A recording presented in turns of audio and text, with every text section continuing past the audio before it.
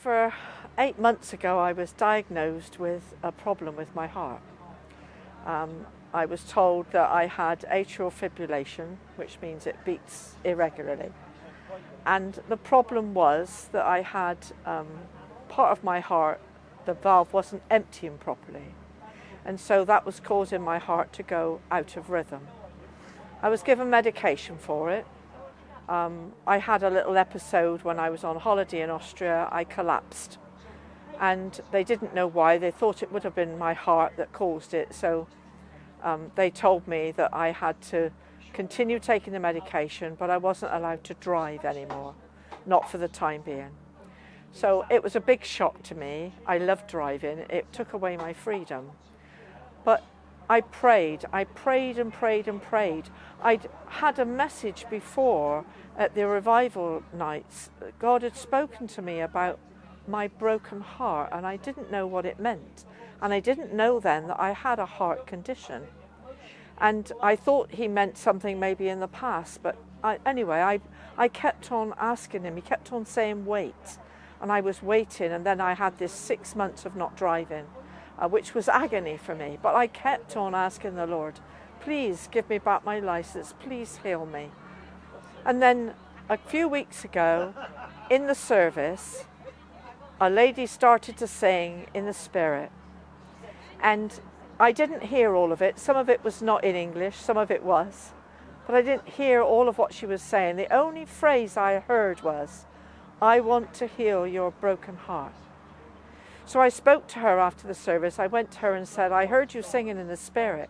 And it really spoke to me, that one phrase. That was all I heard. And she didn't even remember singing it, but it was there.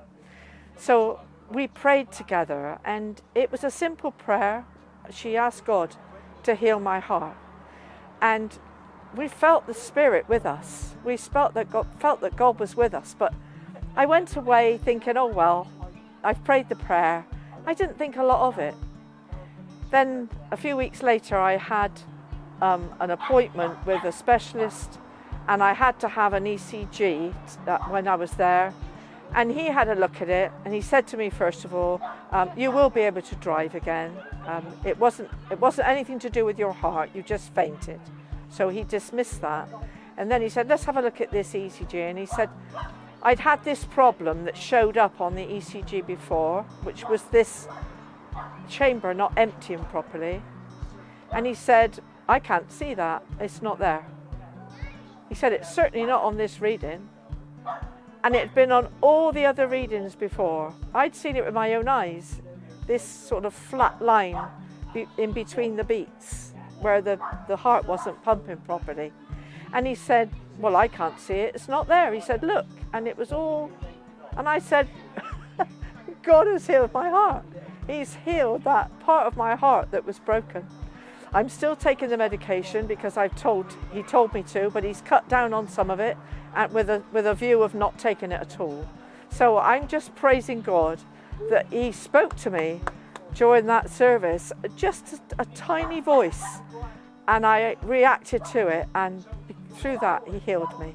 So I just give him all the glory, because nobody else did it. Nobody else did it at all, it was him. Hi guys, this Sunday we're doing a healing service. We really believe that it's time to change the narrative. We're kind of fed up of just being in hospitals and fed up of just seeing how things like cancer and other sicknesses and illnesses can grab hold of people and have that victory. And we want to start becoming a church that understands the power of God and understands how we can operate in the power of the Holy Spirit, where we can pray for people and we can see healing, we can see transformation, we can see diagnosis completely turned around and scans cleared, and all the things that the reports that can come can be turned on their head through the power of God.